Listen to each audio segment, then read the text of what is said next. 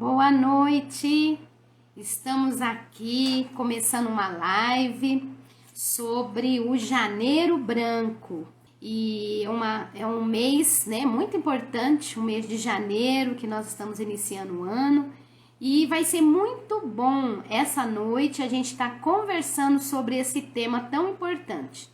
O Janeiro Branco, ele fala sobre a conscientização da saúde mental. Esse tema de saúde mental é um tema extremamente importante, né? Então, iniciando aí a nossa live, eu quero falar um pouquinho aí do Janeiro Branco, né? Como introdução.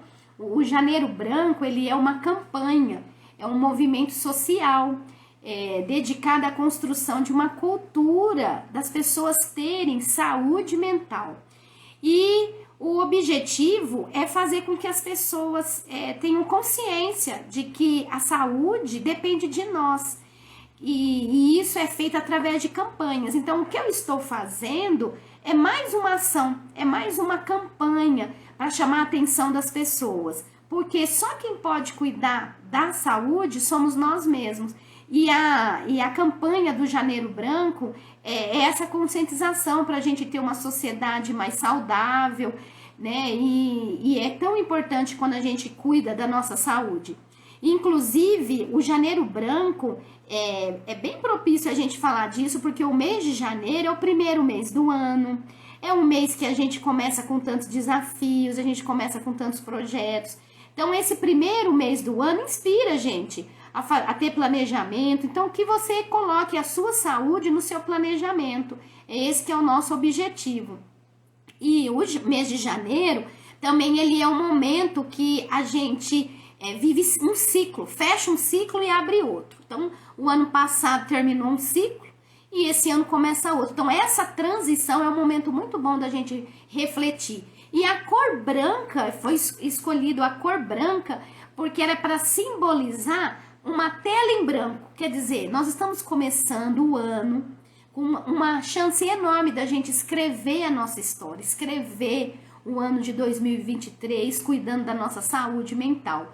E a campanha, esse ano, ela lançou um slogan que eu achei muito interessante, que diz: a vida pede equilíbrio. A vida pede equilíbrio. E essa palavra equilíbrio é tudo que nós estamos precisando para o ano de 2023. Nós precisamos ter equilíbrio, porque viver nos extremos sempre vai dar problema. Então, o que é o equilíbrio? É não viver nos extremos. Então, nós precisamos estar buscando. E a minha proposta nessa noite é estar falando um pouquinho desse tema.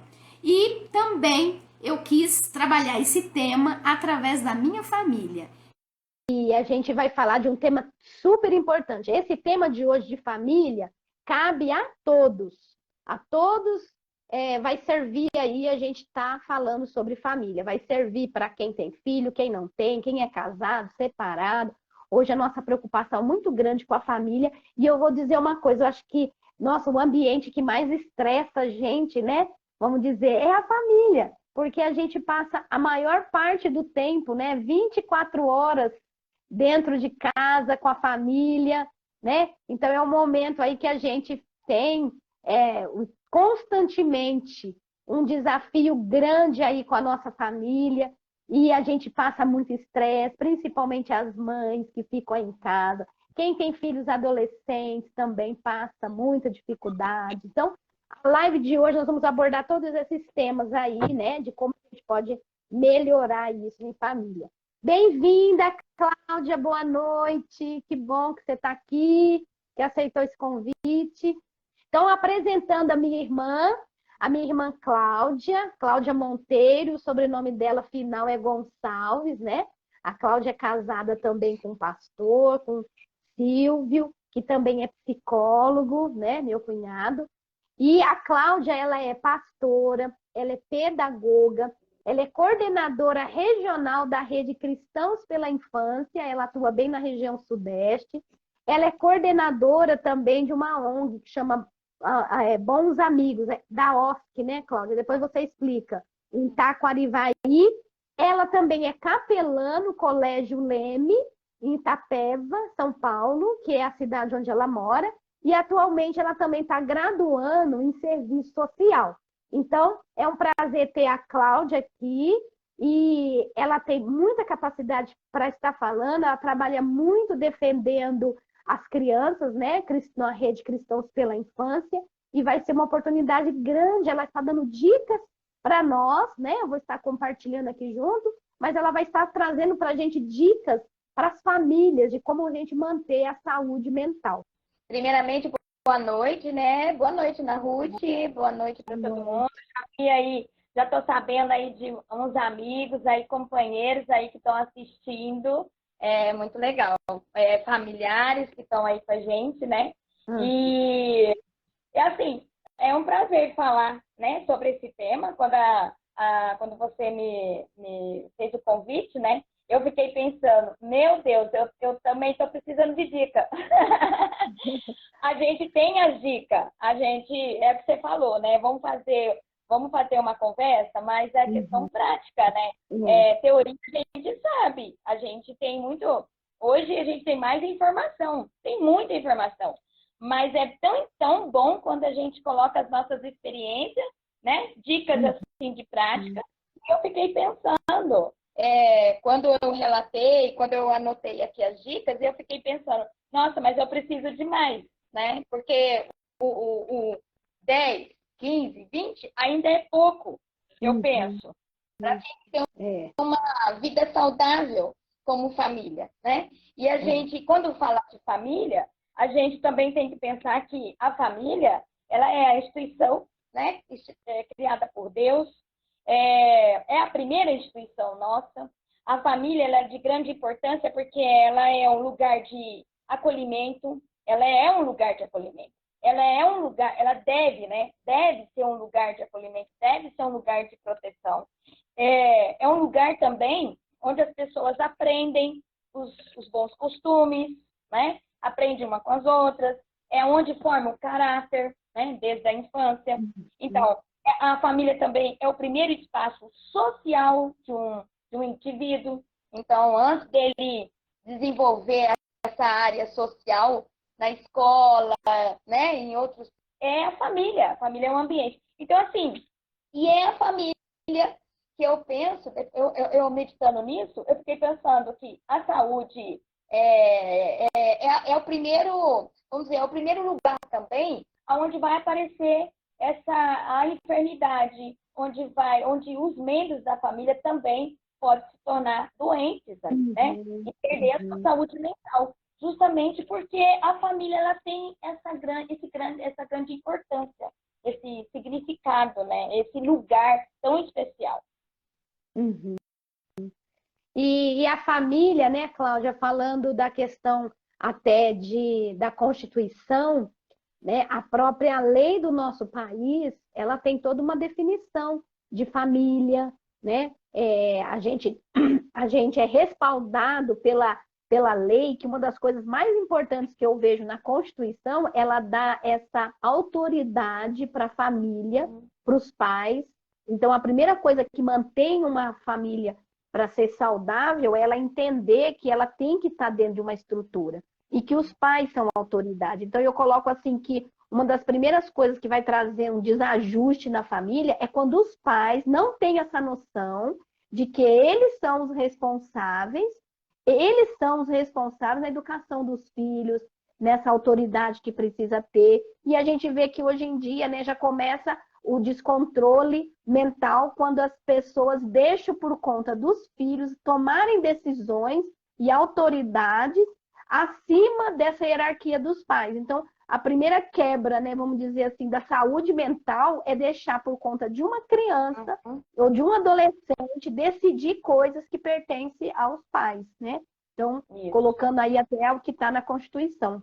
Isso mesmo. E quando a gente entra nessa parte da Constituição, está falando lá, né, que é a questão da proteção, em especial proteção, é a família, o Estado e a sociedade. Mas eu vejo que cada um tem a sua parte. O Estado, ela tem, né, ela pode contribuir nesse cuidado com a família, nessa questão da saúde, né? Ela oferece ali a questão dos órgãos mesmo, né, públicos na área da saúde, do atendimento, né? A sociedade, ela também pode oferecer também esse certo cuidado com a família, com as orientações, né? Com colaboração, contribuindo. Mas é a família, tem que partir da família. Então, primeiro passo, eu acho que o primeiro passo, Ana Ruth, o próprio pai e a mãe são a autoridade dessa família, reconhecer, primeiro, identificar se estão doentes também, né? Porque, assim, o que a gente percebe é que muitos membros ali estão doentes, né, emocionalmente falando, mas eles não são identificados. O pai não identifica isso, a mãe não percebe isso, né? O próprio adolescente também não tem consciência disso. A criança, então, nem se fala. Ela não tem ideia que ela pode estar, né, ali com a sua saúde comprometida emocionalmente. Então, o primeiro passo é identificar. E eu acho que isso está sendo muito difícil, identificar, né? De realmente reconhecer que nós não estamos bem. Nós não estamos bem. E segundo, querer ajuda. Eu não estou bem, então eu vou buscar ajuda. Né? E aí que entra o Estado, aí que entra a sociedade, vou buscar ajuda ali. Mas tem que partir da família. Mas também não adianta nada, né, Nath, também buscar ajuda se essa família também não tem um posicionamento de querer essa ajuda na prática. Né? Ela pode até falar. Às vezes a gente encontra pessoas que desejam, expressam que querem sair daquela situação. Mas na prática, não tem posicionammente, né? Você, como psicóloga, você deve entender bem isso. Porque o psicólogo, ele trabalha com o paciente, mas se o paciente ele não aplicar, ele não cumprir com as tarefas, né? E com as orientações, não adianta nada. Então, agora você imagina na família, né? Como que acontece. E essa questão, né, como a gente está colocando aqui, o quanto que é importante essas campanhas. Essa campanha mesmo do Janeiro Branco, né, ela vem para tirar um pouco da cabeça de muita gente a dificuldade que as pessoas têm de procurar ajuda. Eu já fiz no ano passado, quando teve o Janeiro Branco, eu fiz também umas lives, e nessas lives, em uma delas, eu coloquei o tema, por que fazer terapia? Então, as pessoas têm muita dificuldade de procurar uma ajuda profissional, porque elas nem reconhecem que estão precisando de ajuda. E o primeiro, assim, objetivo da terapia, quando você procura um psicólogo, quando você procura alguém, né, um profissional, a primeira coisa é para você se conhecer. Então, não precisa você esperar ter um problema grande para procurar um psicólogo, procurar uma ajuda. Porque um dos grandes problemas é que a gente não se conhece. Então, possivelmente, a pessoa que está lá adoecida na família, ela não consegue enxergar. É o que você falou. Ela está lá na família, ela não enxerga. Então, assim, todo mundo da família vai ficar adoecido. Por quê? Porque ou o pai ou a mãe está, muitas vezes, com dificuldade, com problema, eles não enxergam. E aí vai adoecendo a família inteira. E a nossa proposta aqui hoje é de trazer dicas de como a gente pode pensar em não entrar nesse adoecimento na família. Porque toda família, eu vou dizer assim, toda família tem chance de entrar num adoecimento mental, emocional, toda família, porque é um corre-corre, é um estresse, pessoas diferentes, então assim, toda família tem chance. E aí nós vamos estar falando, não porque nós somos totalmente equilibradas, né? Vamos pensar assim, nós buscamos o equilíbrio, né? E a gente viveu algumas experiências, tanto na nossa vida pessoal, como ao lidar com pessoas. A Cláudia também atende muita gente, né? Muitas instituições que você já trabalhou e já passou. Então, a Cláudia vai estar colocando para a gente aí algumas dicas de como manter a saúde mental na família. Então, Cláudia, pode ir começando, né? Falar da primeira dica. Nós vamos ser bem objetivas e à medida que você vai falando, eu vou colocando também algumas percepções minhas, né? Tá. Então, comece aí, né? Falando das dicas para você nos dar hoje. Eu fiz algumas anotações aqui, eu não vou pôr pela ordem aqui, né? Mas eu vou citando. A primeira aqui, que eu anotei, ambiente doméstico, o ambiente, né, de casa familiar, ele deve ser permeado por regras claras de convivência. Então, aqui envolve limites de acordo, limites, né, acordados, né? Distribuição de responsabilidade de cada um, adequado à fase de desenvolvimento. Então, o primeiro aqui, ele está falando sobre o ambiente familiar. Esse ambiente familiar, ele precisa ter regras muito claras de todos que convivem nessa família, né? E a responsabilidade também, todo mundo saber qual é a responsabilidade que cada um tem. Desde o pai, né? O chefe, a mãe, o filho mais velho, o caçula, o pequenininho, de acordo com a fase de desenvolvimento. Essa questão das regras na casa. Hoje é muito comum todo mundo sair para trabalhar. Hoje o pai sai para trabalhar, a mãe sai para trabalhar. E dependendo da idade, a família inteira sai, fecha a casa e volta. Às vezes todo mundo volta no almoço. E aí? Não tem ninguém para fazer almoço. Então, como é que nós vamos administrar isso? A gente fala dessas coisas, essas coisas são questões práticas. Mas isso traz estresse, né? Isso começa a trazer desconforto, e aí começa a trazer esse problema emocional, do estresse, da frustração, do cansaço, porque aí se não tem uma divisão, uma clareza certa de responsabilidade, alguém vai ficar sobrecarregado, né? E querendo ou não, isso também pode afetar, né, na Ruth? Então, eu queria que você ajudasse aí, porque como você na psicologia... Não, é exatamente isso. Não, mas isso que você falou vamos pensar, o primeiro item básico, né? É limites, regras que você colocou e divisão de tarefas. Porque o que traz adoecimento nas famílias é um fazer mais que o outro, né? Um fica sobrecarregado. Às vezes um membro da família adoece justamente por isso, porque ele está sobrecarregado enquanto as divisões de tarefa não estão todas distribuídas. E isso é distribuído entre os pais, entre os filhos. Então, é fundamental, né, esse primeiro item que você colocou. Eu não preciso nem acrescentar. E quando, Cláudia, quando você fala de limite, acho que limite é para tudo. É limite tanto para os filhos como para os pais, né? Um exemplo é o uso do celular, né? O uso do celular entra aí também como limite, porque não é só os filhos que estão precisando de limites no celular, os pais também. É algo que está para todo mundo, né? Todo mundo usa a internet, os aparelhos, computador, quantas pessoas que trabalham, né? E a gente envolve naquilo, então, assim, é limite para todo mundo. Isso está trazendo adoecimento para a família, o fato da gente não colocar esses limites e regras básicas, né? Então, primeiro ponto, muito bom. E uma observação, puxando o gancho aqui para o meu lado, né? Do trabalho que a gente faz e constante, eu tenho observado que cada vez mais, na Ruth, crianças muito pequenas, elas estão tendo responsabilidade que não é delas. Então, quando fala dessa questão de clareza de responsabilidade, a criança ela precisa ter responsabilidade, a gente sabe disso, né? A maturidade vem de responsabilidade, e essa responsabilidade é desde pequeno. Mas eu tenho percebido que tem muitas crianças que elas estão ocupando o lugar de mãe, elas estão ocupando o lugar de pai, elas estão ocupando o lugar de pessoas assim adultas, com responsabilidades muito pesadas.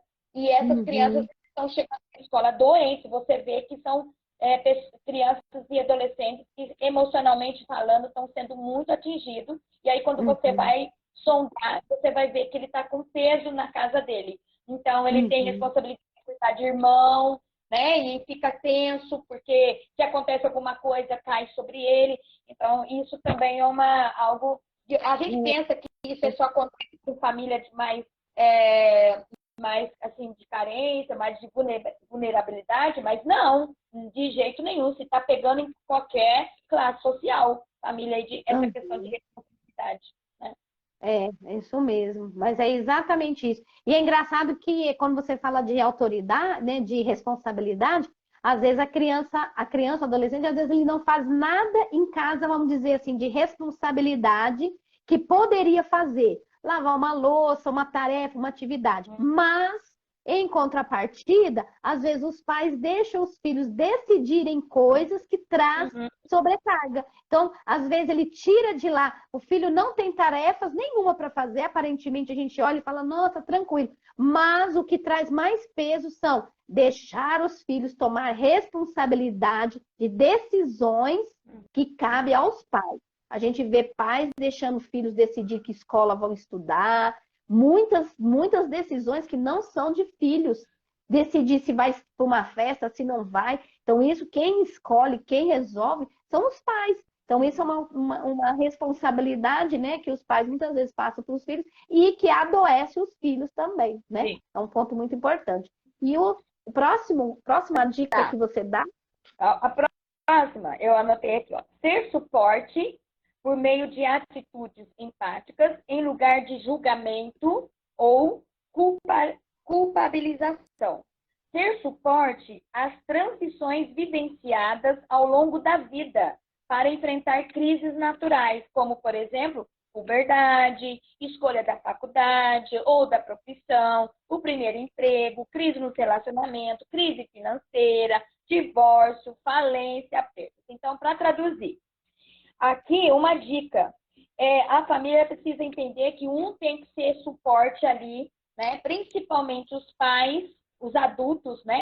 E jovens, vamos pensar, eles estão na família crescendo e estão aprendendo a serem adultos, maduros.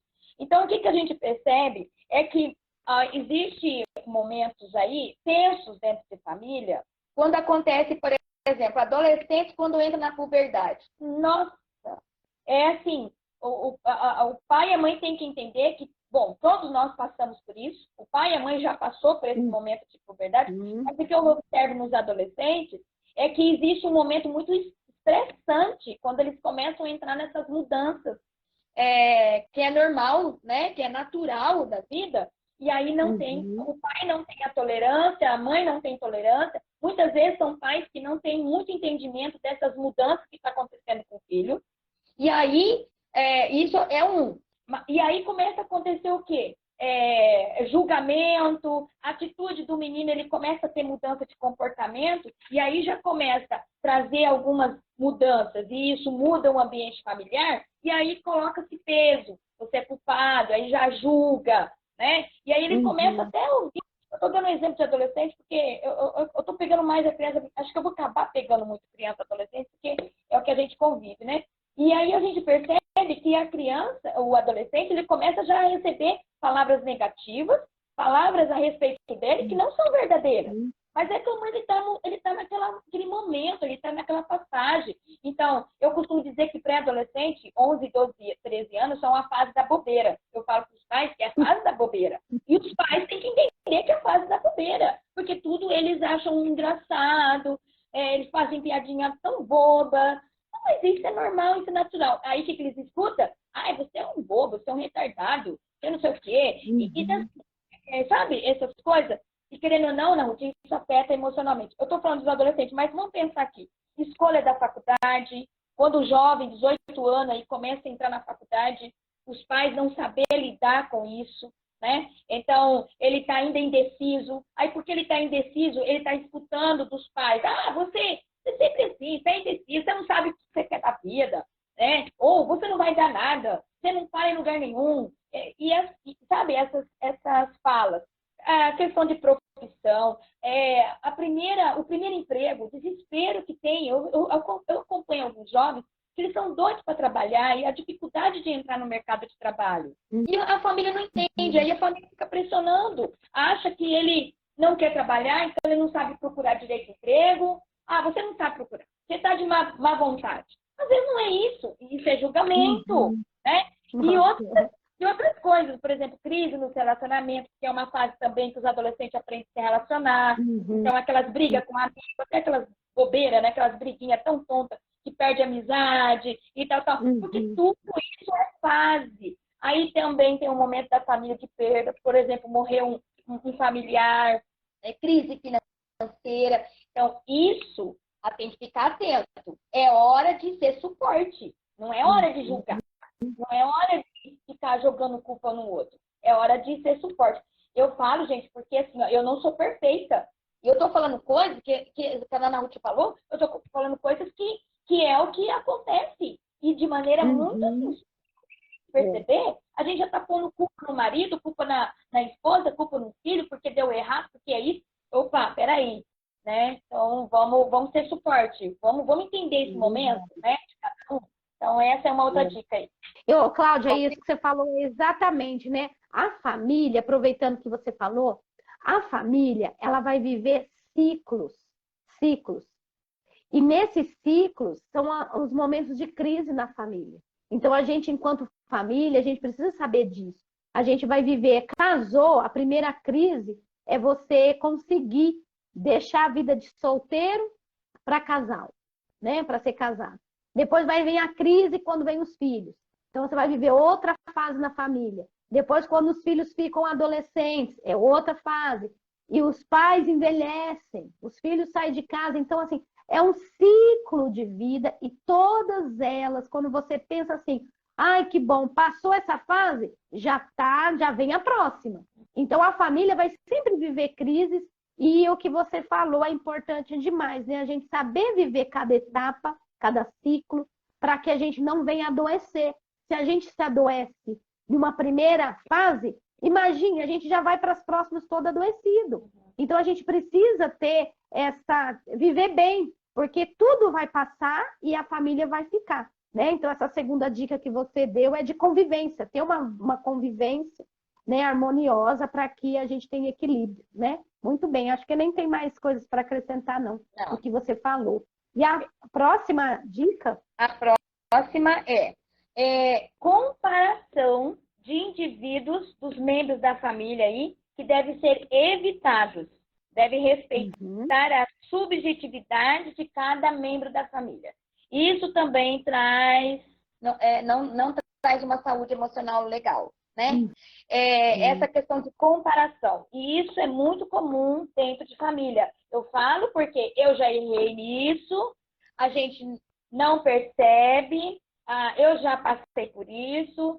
E é interessante que essa questão de comparação não acontece só na família.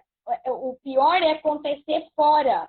E as pessoas não fazem isso por maldade, nem por intenção, assim, né, de às vezes machucar ou desrespeitar. Mas é o normal, é uma tendência que a gente tem de fazer comparação. Tudo a gente tem uma tendência de comparar, né? Então, e na família, isso também traz problema.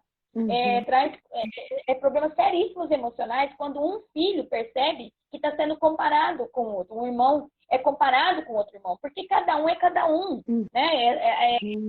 A sua individualidade, a sua personalidade, o seu jeito. Deus é maravilhoso e Ele criou cada um de um jeito. Então, e a gente precisa aprender a respeitar o jeito do outro e saber também lidar, né, com isso. E isso também tem trazido problemas seríssimos. A gente percebe, por exemplo, adolescentes que elas perdem uma autoestima, elas vão com... Elas têm uma baixa autoestima, elas não têm a sua... como falar? A sua identidade, amor próprio, por conta dessa comparação. Elas ficam comparando, né? Porque alguém já comparou ela. A outra coisa que eu falo, que por mais que a família tenha cuidado também, né? Vamos imaginar, a família sabe disso, os pais sabem disso e tomam cuidado. Mas as pessoas de fora, elas acabam também comparando, né? Então, assim, as mensagens que vão ouvindo. E não é só criança, a gente vê adultos, mulheres que ficam se comparando também, né? Às vezes ela fica comparando com a vizinha, com alguém da família, a cunhada, com a irmã. Os homens também se comparam. A gente pensa que não, mas eles comparam. A mulher tem um lado, comparar mais olhando a beleza, né, na Ruth? Então, assim, se eu tô gorda, se eu tô com o corpo, né? Os homens não, os homens eu acho que é de conquista, né? Aquele ali conquistou o emprego, a profissão, né? O que ele compra, Então, assim, isso para mim é um ponto também fundamental. Então, a dica é evitar, é saber que a comparação, ela traz problemas emocionais, né? Desde a criança até o mais velho. Então,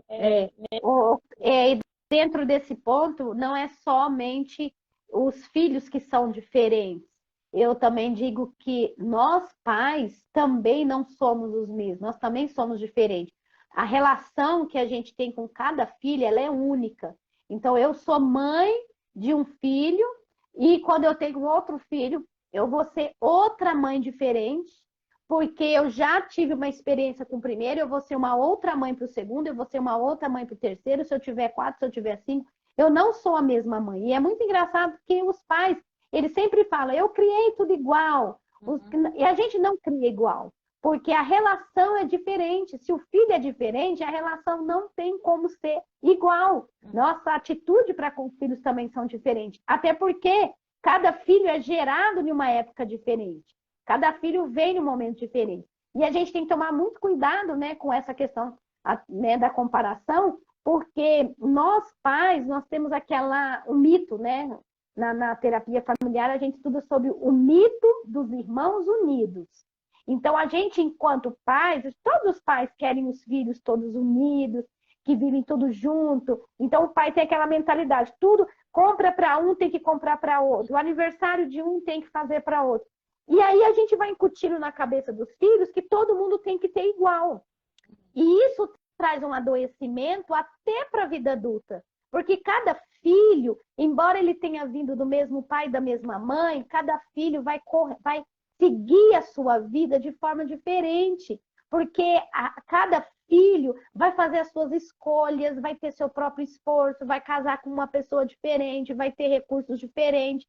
E quantos irmãos vivem sofrendo na vida adulta porque não tem o igual ao outro, né? O quanto que adoece, às vezes chega aquelas famílias que têm as cunhadas que não se dão, os cunhados que não se dão, os irmãos que não se dão, porque eles não dão conta de viver uma vida diferente. E aceitar que os irmãos são diferentes, um vai ter mais, o outro vai ter menos, um vai ter condições, o outro não vai ter, porque a vida segue assim. E isso começa na infância. Por isso que os pais que querem ter uma vida saudável para os seus filhos, criem seus filhos de forma única. Cada um vai ter a sua história, né? E cada um precisa aceitar-se do jeito que é, né? Com os recursos que tem e as oportunidades que vêm para cada um de forma diferente, né? Então é muito interessante falar dessa comparação aí. Muito bom. E aí, Daniel, puxando aqui, né, na nossa família aqui, né? Então, o pessoal tá assistindo, os nossos amigos, tem muita gente que nos conhece. Nós somos em 5, né? E eu fazendo assim, a questão da... Cada um tem a sua particularidade, mas como tem 4 mulheres, então a gente identifica mais, né? Coitadinho do Júnior, o Júnior ficou só único homem. Então, vendo essa quando você fala de comparação, né? Em casa nós somos em 4, né? E cada um tem o seu estilo.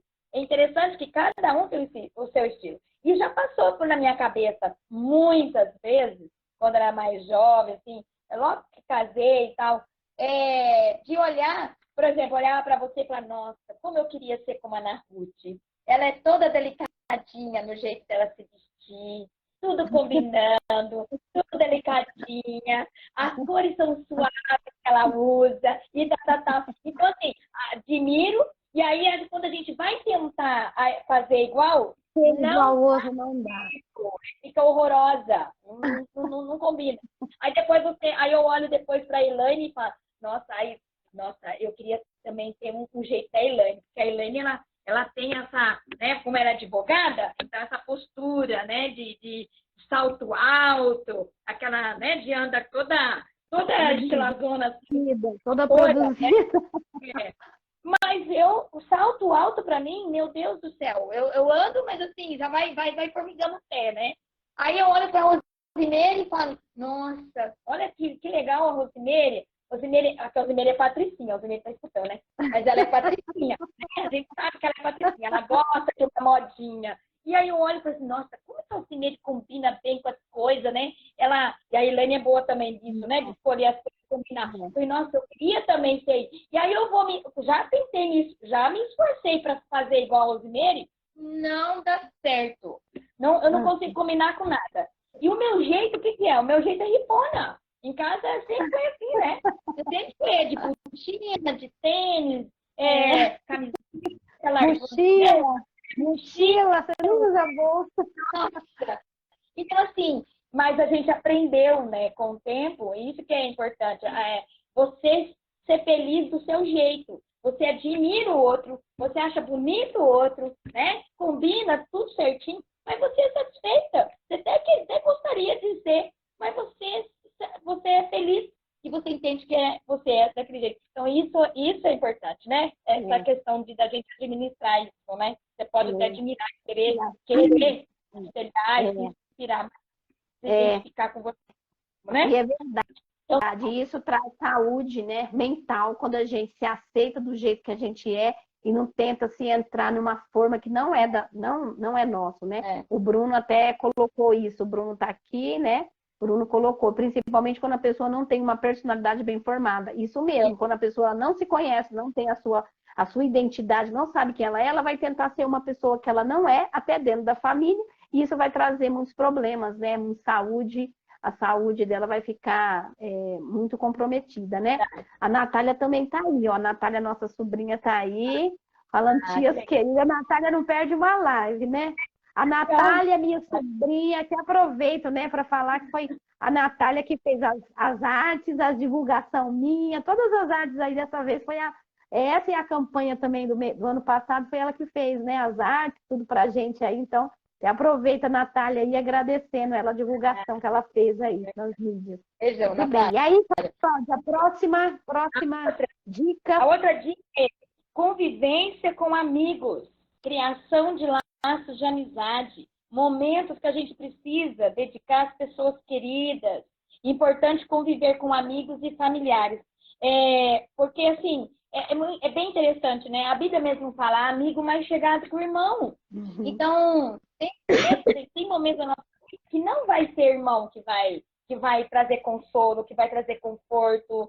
Não vai ser o pai, não vai ser a mãe, mas vai ser o amigo. O amigo. Então, assim, é cultivar a amizade. Mas outra coisa, uma observação que eu faço a respeito de amizade, é que a gente tem uma facilidade de fazer amizades, assim, no sentido, você conhece e já vai construindo.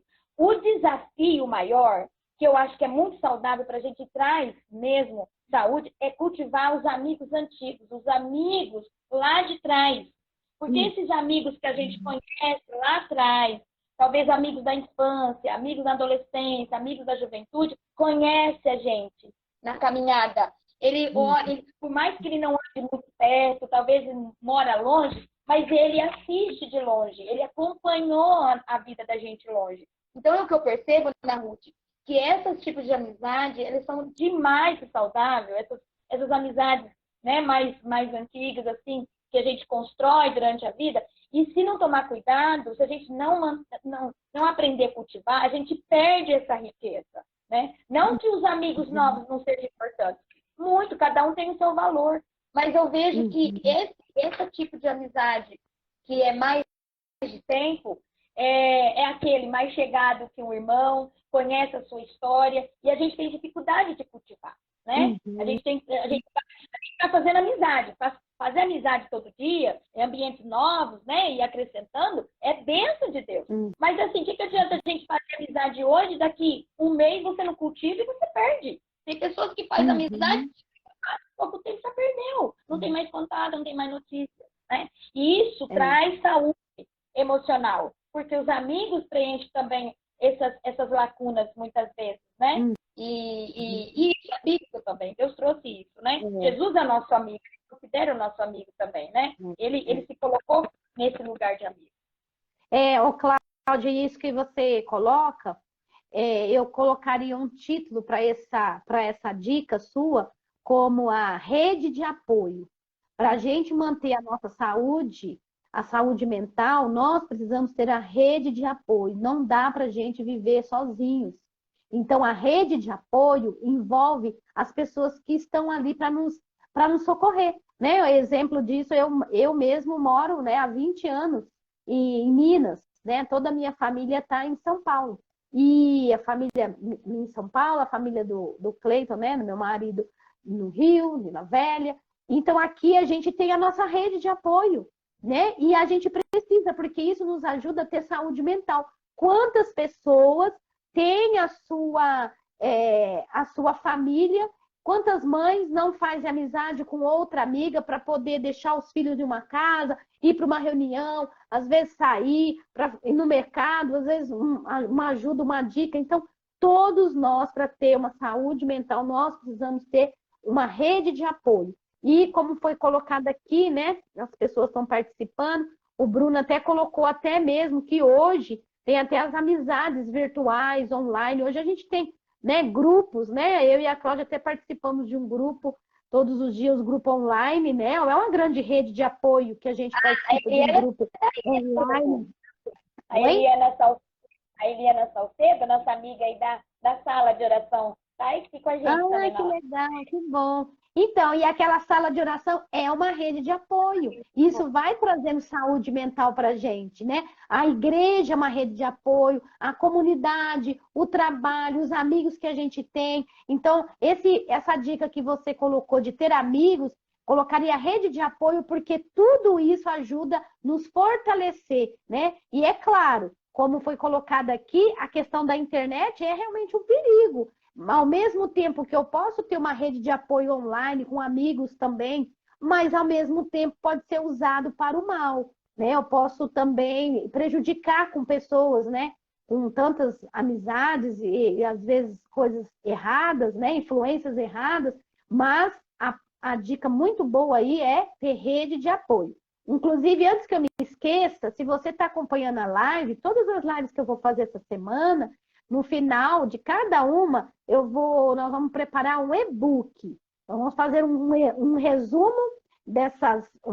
dessas dicas e depois eu vou divulgar, e aí as pessoas que quiserem, eu vou depois dar um link, alguma forma, de você ter um resumo dessas dicas para você, tá? Então, quem quiser anotar, ou se você perdeu, entrou depois, né, para não ter que assistir de novo, aí a gente vai fazer um e-book com resumo de tudo isso que a gente está falando. E a próxima, Cláudia, a próxima dica? A próxima é: procure algo que lhe dê prazer. Ou seja, faça atividades que te deixam felizes, como passeios, viagens, encontro com amigos, cinema, ler bons livros, ter atividades diferentes na rotina. E aí eu incluo também essa questão de praticar atividade física, né? Porque isso também colocar o corpo em movimento, numa forma, né, regular, que vai contribuir muito para a saúde emocional. Quando eu falo procurar algo que lhe dê prazer, é a gente procurar ou descobrir qual atividade que não seja de trabalho que te dê muito prazer, que você, assim, o que você gostaria de fazer no tempo livre, o que você mais gosta de fazer no tempo livre. Então, é nisso que a gente também tem que buscar.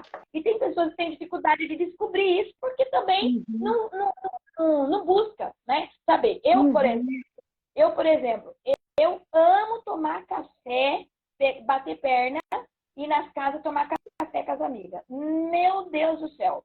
Eu amo ir na casa. De vez em quando, eu ligo para uma e falo assim: o que você está fazendo? Vamos tomar um café? Vamos. Amanhã, vamos na padaria tomar um cafezinho? Vamos. Mas esse cafezinho é para rolar conversa. Eu amo. O Silvinho é moto. É igual o Cleiton também, né? O Silvinho é moto. Todo dia ele pega a motinho dele e vai dar as voltinhas. Ama para dar umas voltinhas de moto. É o que dá prazer.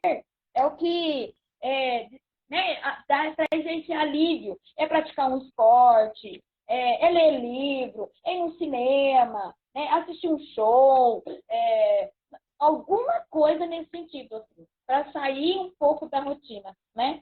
E a questão do esporte não, atividade física que todo mundo é uma dica que todo mundo dá dica, né?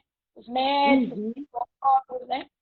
Atividade física, que isso também traz uma saúde muito boa emocionalmente falando, né? Nisso. Então, essa dica aí.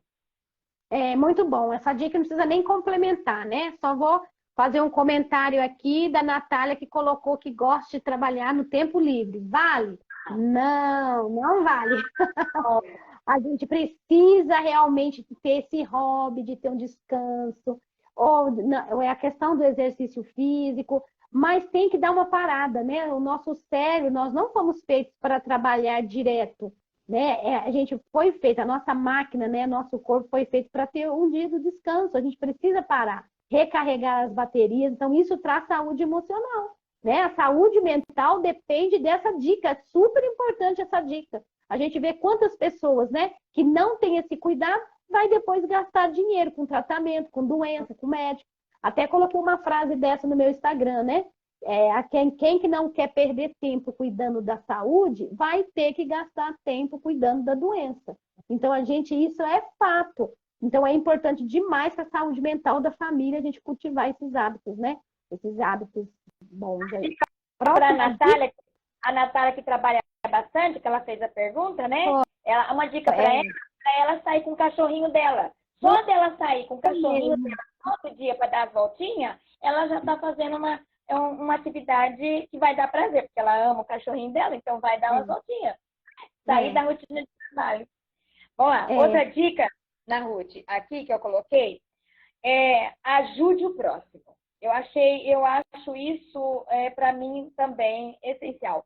Ser voluntário. Fazer o bem faz bem. Eu acho que tem muita gente que está entrando, que está ficando doente emocionalmente, porque não faz bem a ninguém. Porque não tem esse pensamento de olhar para o outro, não tem esse desejo de olhar para o próximo, de ser voluntário. Faz muito tempo, né? Como é missões? Missões tem muito a ver com voluntariado. E mesmo fora de missões, eu continuo sendo voluntário. Então, assim, como assim, é algo inexplicável que eu fico imaginando exatamente Jesus. Jesus tem uma saúde fora do, né? Vamos pensar aqui, do normal, emocionalmente falando, eu imagino, e eu tenho certeza disso, porque uma das coisas que Jesus mais fazia era olhar para o próximo na Ruth. Era olhar para o próximo. O que eu percebo é que muitas pessoas que estão doentes emocionalmente, quando eu começo meio que sondar, eu vejo pessoas ociosas, pessoas que ficam em casa, não tem um olhar, não se envolve em movimento nenhum com o outro. Então, pessoas que não se envolvem com o outro na Ruth, a tendência é olhar para o próprio umbigo. Ela vai olhar para ela mesma, somente para os problemas dela, para as carências dela, para as necessidades dela e para os desejos dela. E quando ela está envolvida com o próximo, ela vai ver que o problema dela não é problema. Peraí, eu estou achando que eu tenho um problema? Não tenho problema. Porque olha coitado, olha o problema que ele está passando e ele está vivendo, e ele está indo, né, está lutando. Por que que eu vou me entregar?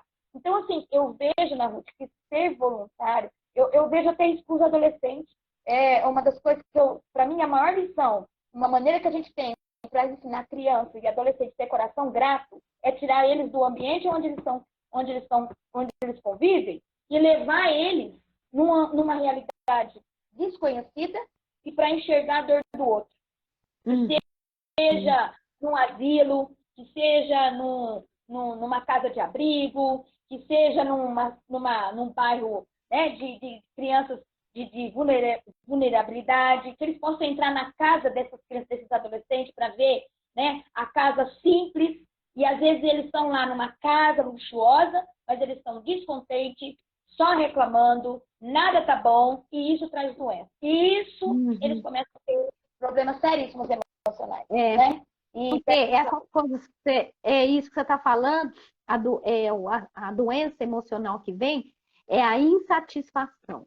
Quando a gente vive só por conta, né, da nossa vida e não olha para as outras pessoas ao redor, a gente vai viver uma pessoa insatisfeita. Tudo não vai ser bom, porque existe um grande prazer, né, quando a gente se doa. Né? Existem, inclusive, até dinheiro. Tem dinheiro, vamos dizer, que nós recebemos para nós, mas tem dinheiro que Deus nos dá para dar para outros. Tem dinheiro que Deus nos dá, mas não é para mim. Tem dinheiro que Deus me dá que é para outra pessoa, né? Então, a gente precisa estar cultivando isso na vida dos filhos, na vida dos pais, porque isso é uma saúde, né? Que a gente vai ter na saúde de olhar para o outro, né? De ajudar. Então, isso também é uma dica muito importante, né? A gente vê quantas pessoas que vivem só para si, não olham do lado, né? Então, não desenvolve, né, essa habilidade, né, da empatia, de sentir no lugar do outro e tudo mais, né? Próxima dica, Cláudia. A próxima é comunicação e expressão das emoções. Ou seja, conhecer as gerações existentes na sua família para aprender a se comunicar e ouvir o coração. É uma dica também, uma observação que eu faço, que muitas vezes estresse, os conflitos dentro de contexto de família acontece porque não conhece as gerações, a história das gerações. Então, não consegue se comunicar. Então, o adolescente vai comunicar com o pai e a mãe interpreta diferente, porque a comunicação dele é diferente, o jeito dele se expressar é diferente, o jeito dele expor é diferente, e aí entra aqueles conflitos. Você é um sem educação, você não tem respeito, e aí o menino olha para a casa do pai e da mãe com cara de paisagem e fala, meu Deus, o que eu fiz? Eu não falei nada. É aquela resposta que o adolescente, a criança fala, nossa mãe, o que eu falei? Aí a mãe surta, a mãe fala, como assim? O que você não falou? Né? E começa assim, a surtar dentro de casa, porque não conhece as gerações. Os avós, muitos dos mais velhos também, eles vão ficando até doentes na Ruth, emocionalmente, porque vão perdendo relacionamento com os netos. E não entende por que estão perdendo relacionamento com os netos. Tem muitos avós que estão perdendo relacionamento com os netos porque eles não conhecem direito a geração, não conseguem ainda acompanhar né, a geração de hoje, e eles começam a ter algumas falas que não é mal. Eles amam de paixão os netos, mas eles expressam, de acordo com o que eles vê da geração, que a mensagem que os avós passam para os netos é que os avós não gostam deles. Eu já ouvi adolescente que sente que o avô e a avó não gostam. Por quê? Porque usa a roupa que ele veste, porque usa tatuagem, ou porque põe um piercing, ou porque faz com os cabelos, né, igual o meu, assim, esquisito, que faz umas coisas né, assustadoras. E aí eles começam a ouvir umas mensagens que começam a distanciar na Ruth. E aí os avós também ficam doentes. Eles acabam ficando doentes emocionalmente, porque eles vão se afastando, os netos vão se afastando dos avós. E vice-versa também. Né? Então, assim, uma dica é conhecer a geração. Né? Os mais velhos conhecer melhor a geração dos mais novos. E os mais novos conhecer a geração do pai. Por que o pai é autoritário? Por que o avô ele é tão rígido? Porque ele recebeu isso, ele recebeu essa educação, ele não sabe dar outro tipo de educação. E porque ele não sabe, ele não ama. Ele ama, mas é a maneira que ele foi educado. Então, isso, para mim, né, Ruth, é uma dica para trazer saúde emocional na família, né? Porque quando um compreende o outro, quando um entende a geração, a história do outro, né? Quando o neto ouvir a história do avô e da avó e ver o quanto que ele sofreu na vida, o quanto que ele lutou, ele vai passar a olhar diferente, né? E vai evitar esse conflito que vai trazer problema. E uma das coisas também, falando disso, né, da diferença de geração, ampliando, né, falando de todas as gerações, essa questão da diferença, né? Os pais, quando têm os filhos, né? Vou mostrar aqui na minha mão. Os pais, quando têm os filhos, os pais estão aqui, os filhos estão aqui, né? Aí, à medida que os filhos vão crescendo, os filhos vão se aproximando do mesmo nível dos pais. Então, quando você tem uma criança, você fala com a criança aqui. Mas quando você tem um adolescente, o adolescente já está mais aqui. O adolescente, ele pensa, ele raciocina, ele discorda, ele pensa, ele argumenta. E muitas vezes, quando um filho começa a argumentar, é porque ele está evoluindo, ele está crescendo, ele está amadurecendo. E os pais, eles não querem conversar com os filhos. E os filhos vão chegar nesse nível e os filhos continuam. E aí, quando os filhos se amadurecem, quando os filhos já têm 40 anos, vão pensar, né? 30 anos, eles continuam. E aí, o que acontece? Os filhos vão chegar aqui e aí as coisas invertem. Quando chega na terceira idade, é os filhos que vão cuidar desses pais, né? Então, os filhos fazem esse movimento. Os pais não, os pais ficam aqui. Então, é difícil, até difícil para os filhos, lembrar do pai, da mãe que estava, você vendo os pais aqui, e de repente você tem que ver seu pai e sua mãe aqui, o olhar diferente, né? É diferente você ver aquela pessoa que tinha toda a autoridade com tudo, e de repente você vê que os pais estão de outra forma. E falando disso, né, Cláudia, também serve para os casados. Quantos pais que não permitem os filhos ter saúde emocional, mental, porque os filhos casados, eles não pertencem mais a esse sistema dos pais. E a gente vê quantos filhos ainda estão com os seus casamentos adoecidos, porque eles não conseguem viver o conjugal, viver a sua família. Ele ainda é submetido na família dos pais, a família de origem. Então, as regras que mandam é a regra do pai, da mãe, e os filhos casados com filhos, né, crianças, e aí a gente vê que isso também traz um adoecimento. Então, a gente tem que entender a diferença das gerações, a fase que a gente está, e quem é casado, ele vai viver a dinâmica da sua família. Não tem mais que obedecer o pai e a mãe. E o pai e a mãe precisam estar entendendo isso, né? Precisa estar entendendo e liberar esses filhos. Porque se você quer ver um filho bem, é você falar, meu filho, você vai lá para sua casa, lá com sua mulher, seus filhos, né? E você tá deixando os filhos se virarem, né? Agora existem pais que falam, não, filhinho, vem para casa, né? Brigou lá com a mulher, desentendeu, não, vem para casa, não, vem para cá, chama a filha. Gente, você está adoecendo o filho, porque não vai resolver a vida dele, né? Então, essa questão da geração é muito importante, né? A Natália colocou aqui, ó, depois de 10 anos que eu casei, minha mãe hoje conseguiu entender. E é verdade, né? A Natália mesmo, né? A gente custa entender que os filhos crescem, amadurecem, mas é uma troca, né? Tanto os filhos precisam, os pais precisam entender e os filhos também precisam mostrar responsabilidade também, né? Independência, porque realmente, senão a gente vai adoecer. É aquele adulto que está dentro de uma caixinha.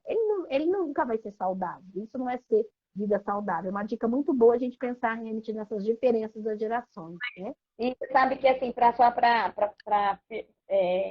como fala, firmar mais isso com a palavra, Deus é maravilhoso, é tão sábio, que quando ele fala deixa pai e mãe, né, essa orientação de Deus, é porque quando não deixa pai e mãe, ele vai ficar doente. Ele vai ficar doente. É o que você está falando. É uma orientação de Deus, porque é um ciclo da vida, né? E aí entra aqueles relacionamentos tóxicos. A gente fala de relacionamento tóxico, muitas vezes a gente acha que isso só acontece de namoro, né? Rapaz, na hora que quando tá se relacionando no namoro, ou casados, assim. Mas não, tem muito relacionamento tóxico de pais com filhos, né? De uma mãe com um filho.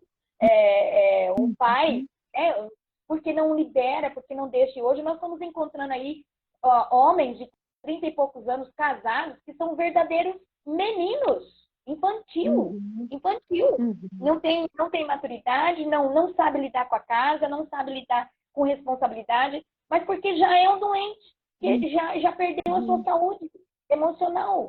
E por quê? Não liberaram, porque não foi assim, colocado assim, empurrado, né? A Bíblia fala flecha do alvo, o pai e a mãe, ele tem um arco e ele tem a flecha na mão. E essa flecha tem que atingir um alvo, mas tem muito pai e a mãe que está segurando a flecha e não solta, não põe um arco.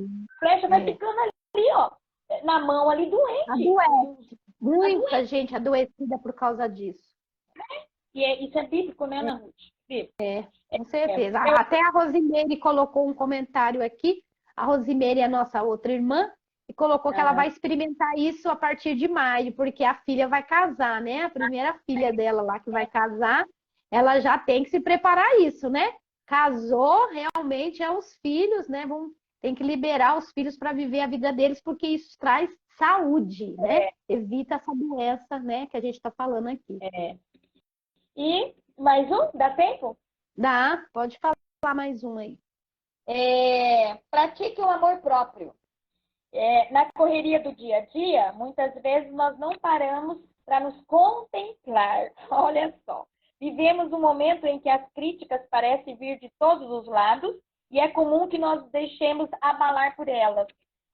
Se somos do time de pessoas que cuida de todo mundo, que cuida da família, que cuida de amigos, e se deixa por último, é importante tirar um tempinho para se admirar e praticar amor próprio. Para mim, isso é um desafio. Eu sou muito... eu falo que eu sou meio, tem hora que eu sou meio entrona. Eu estou sempre envolvida com causas, e alguém precisa ali, corra ali, tá no movimento. E já aconteceu de eu ficar, por exemplo, mais de um mês, quase 2 meses, sem fazer minha unha. Olha que absurdo! Que absurdo! Por quê? Porque assim, a gente fica tão envolvido cuidando dos outros, cuidando de pessoas, né? No trabalho, na escola, é isso, é aquilo, e a gente deixa de contemplar a gente deixa de cuidar da gente, né? E esse cuidado não é só questão, eu estou falando de unha, né? Mas é assim mesmo, de arrumar o cabelo, de ir fazer unha, mas esse é o básico, mas coisas assim, por exemplo, é aquilo que nós falamos, de tomar um café, né? De sair para jantar, hoje eu vou comer uma comida diferente, né? Ou comprar um presente para a gente. De sair, não, eu quero comprar um perfume para mim. Eu quero ir escolher um negócio para mim, né? Então, ou andar, ou passear, vou no parque, vou. Então, assim, amor, isso é amor próprio, é contemplar, cuidar da gente. E isso também é uma maneira da gente não ficar doente, né, na Ruth? Porque assim, e é uma dica assim, engraçada, assim. Pode falar. Não, você quer terminar? Você pode concluir aí, você estava falando? Eu espero.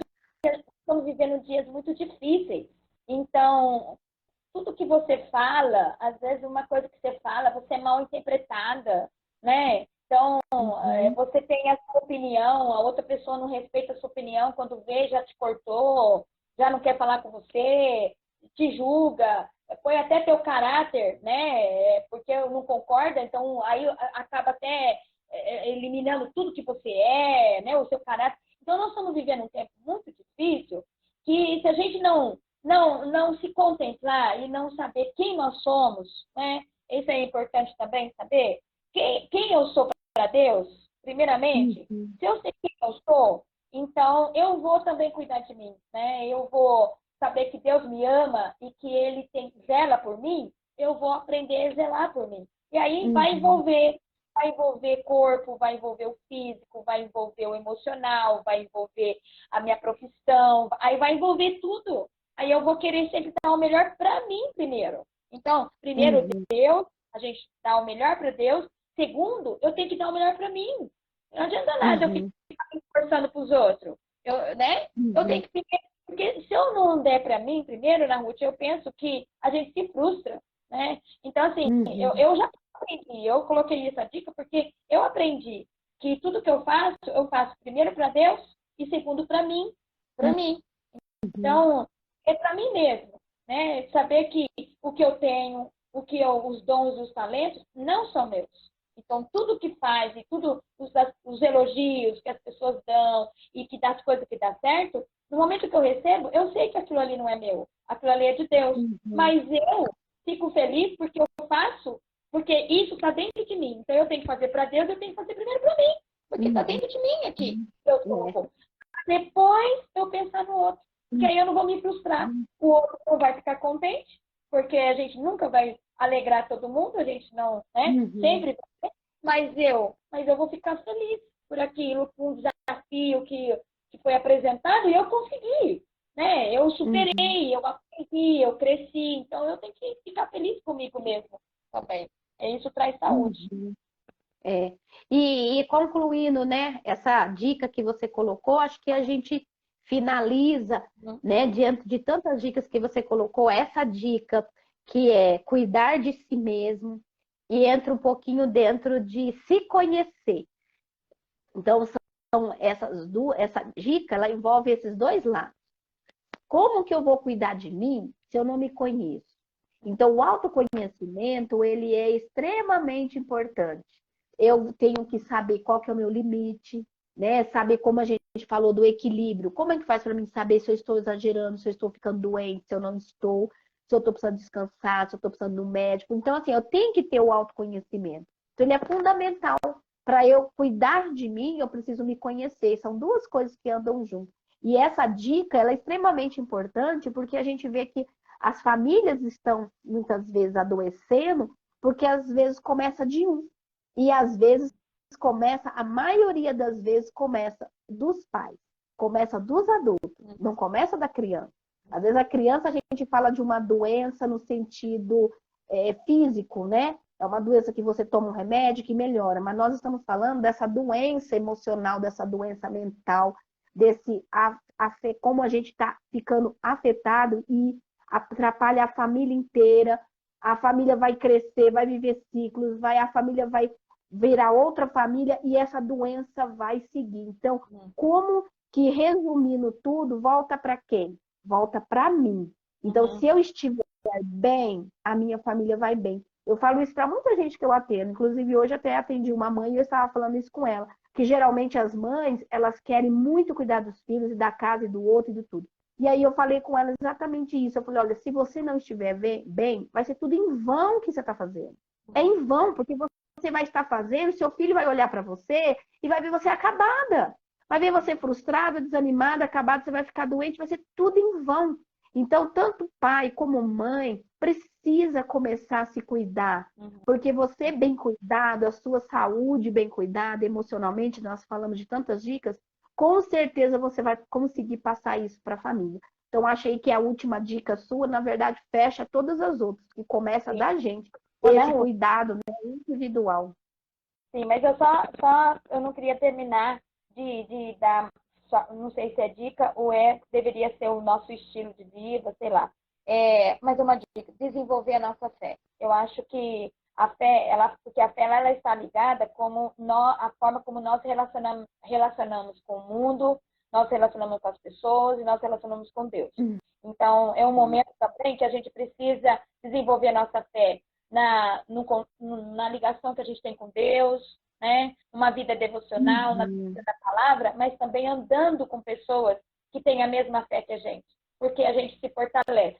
Então, nós estamos vivendo um tempo difícil que a gente precisa encostar em pessoas que estão também nessa busca, desenvolvendo a fé em Deus, que tem esse relacionamento com Deus. Porque quando a gente se sente fraco, a Bíblia mesmo fala, o outro vai levantar a gente.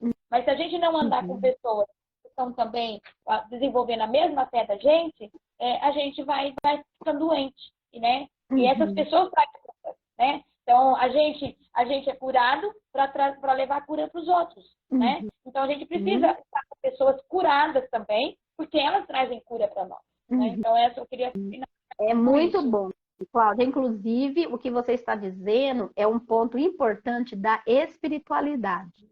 E até pelo Ministério de Saúde, uma definição muito legal, né? A gente está falando de saúde mental, mas o Ministério da Saúde, a Organização Mundial da Saúde, ela tem uma definição muito legal do que é saúde. Lá fala que saúde não é não estar doente. Porque muita gente pensa que você está bem, você tem saúde quando você não está doente. E não. A definição melhor de saúde é quando você está bem em todas as áreas da sua vida. É a área familiar, emocional, financeira, espiritual, inclusive a espiritual. A espiritualidade, ela faz parte do ser integral da pessoa. Então, para você ser considerado uma pessoa bem de saúde, você tem que estar cuidando de todas as áreas. E muitas vezes a área da espiritualidade ela é muito negligenciada. E as pessoas não sabem o quanto que faz mal a gente não desenvolver a nossa espiritualidade, a nossa conexão com Deus, até mesmo ensinar isso para os filhos.